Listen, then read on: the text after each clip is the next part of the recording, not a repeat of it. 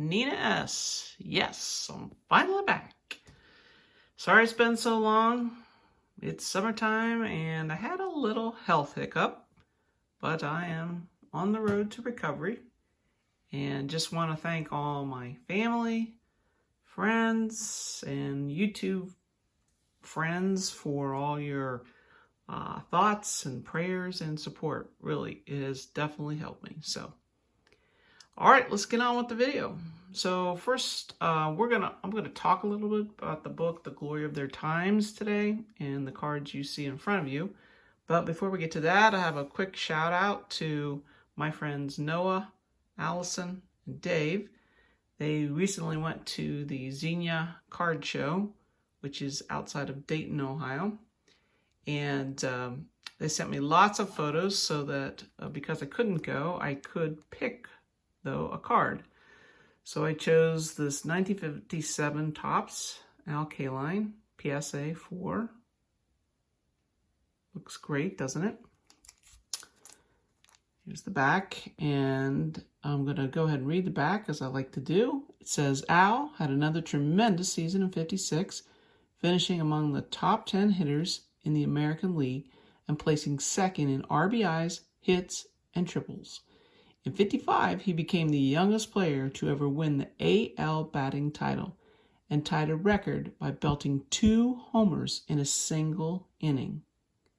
It cost the Tigers $35,000 to sign Al in 53, but has proven to be one of the greatest investments in their history.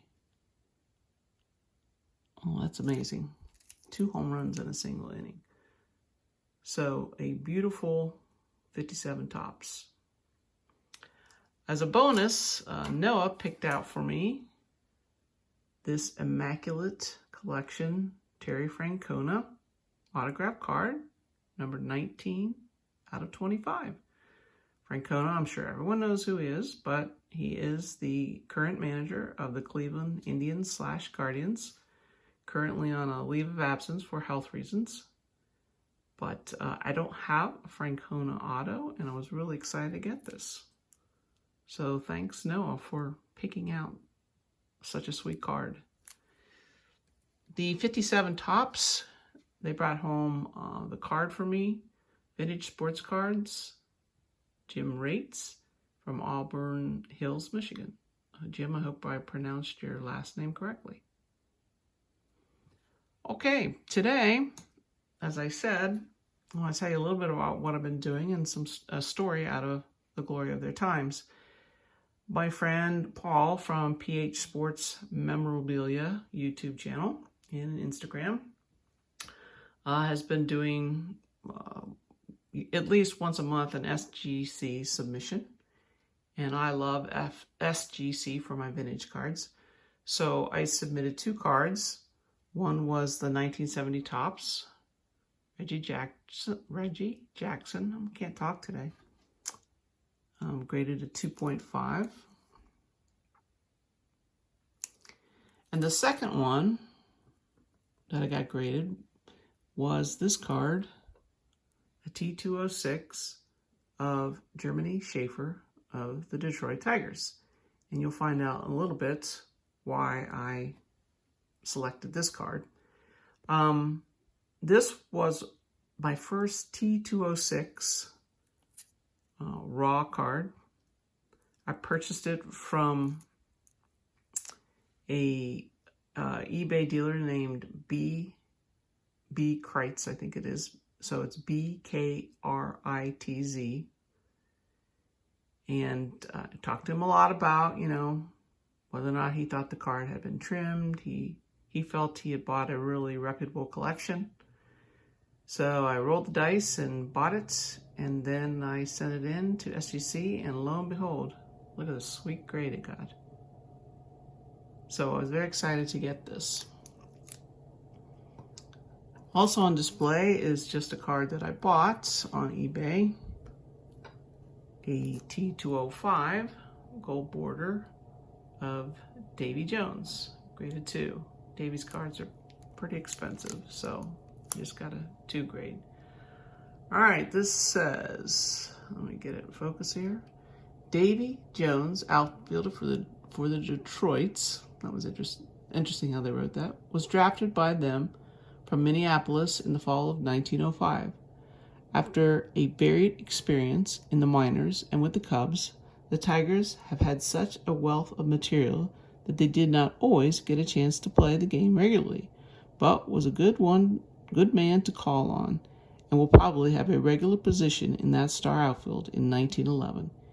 His batting average for the 4 years ending 1910 was .256, and fielding average was .968. So, Davy Jones. Now let's shift gears a little bit to the book, The Glory of Their Times. I know that most of you that collect vintage are very familiar with this book. I would say it is definitely in my top 5 of baseball books, especially the focus on vintage. The stories are short stories, basically, that you can read in a few minutes, but they are rich in baseball history. So I want to tell you a little bit about the book, and I'm going to do that through the author's words. So I'm going to have you looking at my cards. Let's put Al out here too.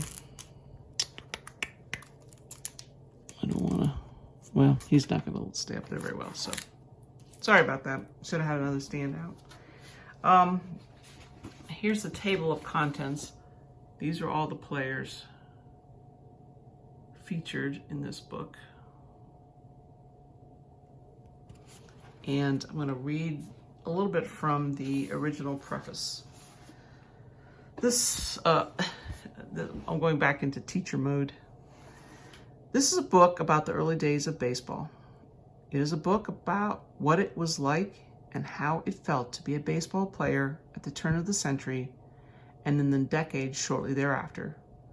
At least that was my intent when I began working on the book 5 years and 70,000 miles ago. But now that it has been completed, I'm not so sure. He goes on,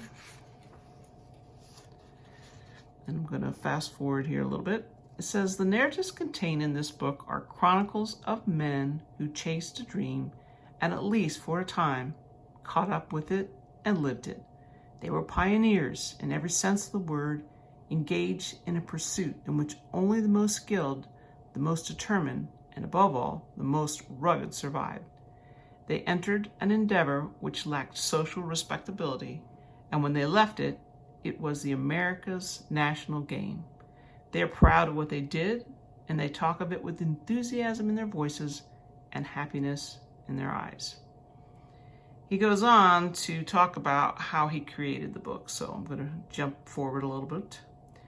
Most history, whether of baseball or of war, is written many years after the event by outsiders desperately trying to reconstruct the way things were. This book has been written by the participants themselves.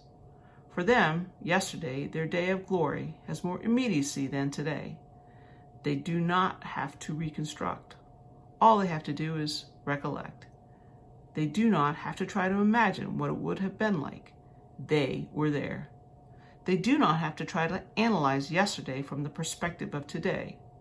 To them, today is strange and different, and the way it used to be is the natural way. They are more used to analyzing today from the vantage point of yesterday. And the final paragraph I'm going to read is how he created this book. Of course, this book was really not, quote-unquote, written at all. It was spoken. And as spoken literature, it is characterized by the simplicity and directness of the spoken word as contrasted with the written word. My role was strictly that of a catalyst, audience, and chronicler. I asked and listened, and the tape recorder did the rest.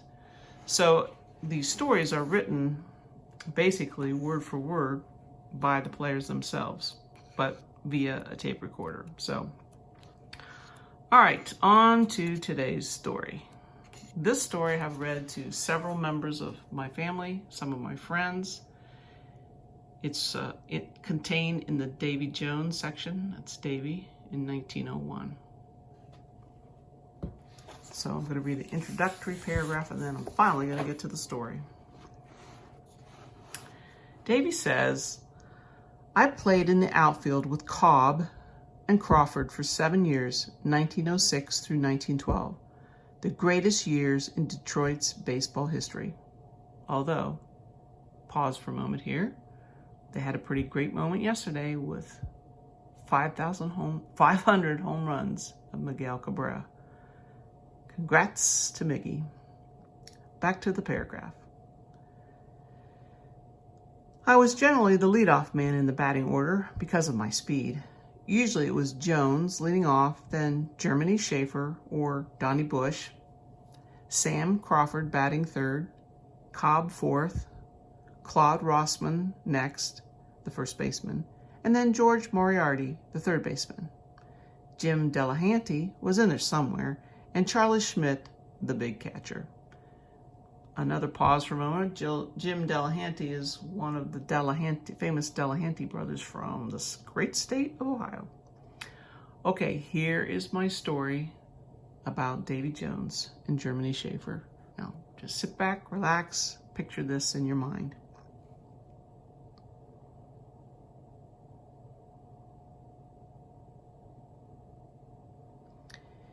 It was during those years, I think about 1908, that I saw Germany Schaefer steal first base. Yes, first base. They say it can't be done, but I saw him do it. In fact, I was standing right on third base, with my eyes popping out when he did it. We were playing Cleveland, and the score was tied in a late inning. I was on third base, Schaefer on first, and Crawford was at bat. Before the pitcher wound up, Schaefer flashed me the sign for the double steal, meaning he'd take off for second on the next pitch, and when the catcher threw the ball to second, I'd take off for home. Well, the pitcher wound up and pitched, and sure enough, Schaefer stole second. But I had to stay right where I was on third because Nick Clark, the Cleveland catcher, just held on to the ball. He refused to throw to second, knowing I'd probably make it home if he did. So now we had men on second and third. Well, on the next pitch, Schaefer yelled, "Let's try it again!"